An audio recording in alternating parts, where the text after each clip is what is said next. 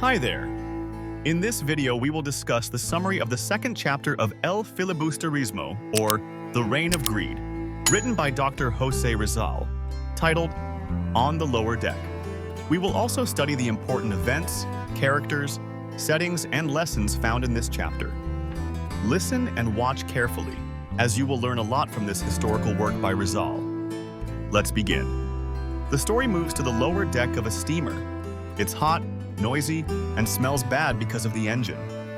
Most passengers are sitting quietly, some looking at the scenery, others playing cards or talking.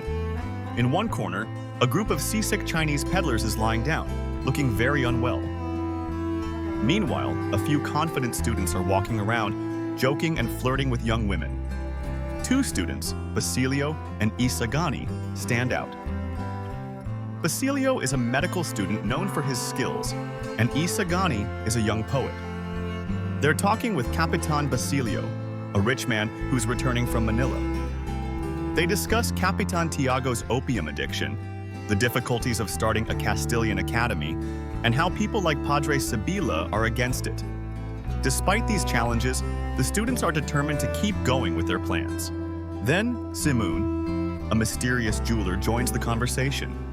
He makes sharp comments about the poverty of Isagani's province and the influence of native priests. This upsets Isagani, who proudly defends his homeland. Simon's mysterious and condescending attitude makes Isagani uncomfortable. Later, Basilio tells Isagani that Simon is a powerful figure, often called the Brown Cardinal, and has close connections to the general. Meanwhile, Padre Florentino, Isagani's uncle and a respected native priest, sits quietly among the passengers. He's calm and dignified, unlike many other native priests at the time.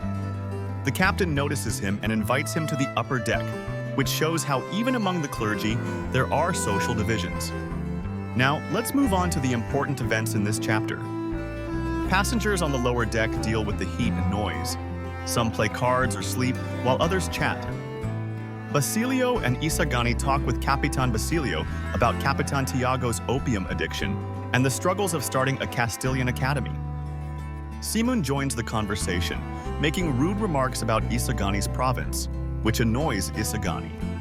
Basilio tells Isagani that Simon is a powerful figure, known as the Brown Cardinal, who advises the general. Padre Florentino is invited to the upper deck by the captain, showing the social differences even among the clergy. Important characters. Basilio, a medical student known for his skills.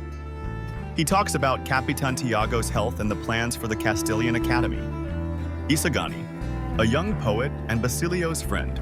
He defends his province and feels uneasy about Simon. Capitan Basilio, a wealthy man who shares his thoughts on opium and the challenges of starting the academy. Simon, a mysterious jeweler with close ties to the general. His comments irritate Isagani. Padre Florentino, Isagani's uncle, a calm and respected native priest who represents a time when native clergy were more respected. Let us now proceed to the setting of this chapter.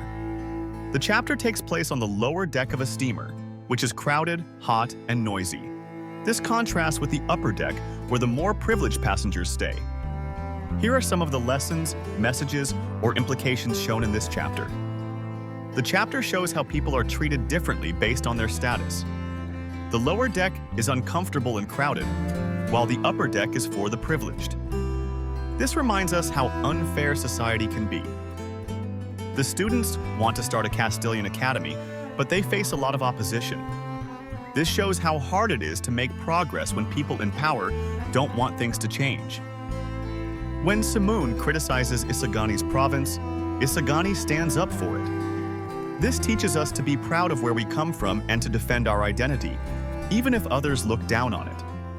Simon is a mysterious and powerful figure who works behind the scenes. This reminds us to be careful of people who have a lot of influence but use it in hidden ways. Padre Florentino is calm and respectful, even though native priests like him are often disrespected. His behavior shows that it's important to stay strong and dignified, even when things are tough. And that concludes the second chapter of El Filibusterismo, titled On the Lower Deck. What have you learned from this chapter? Share your answers in the comments. We also encourage you to like, subscribe, and click the notification bell to stay updated with our future videos. Until next time, thank you for watching.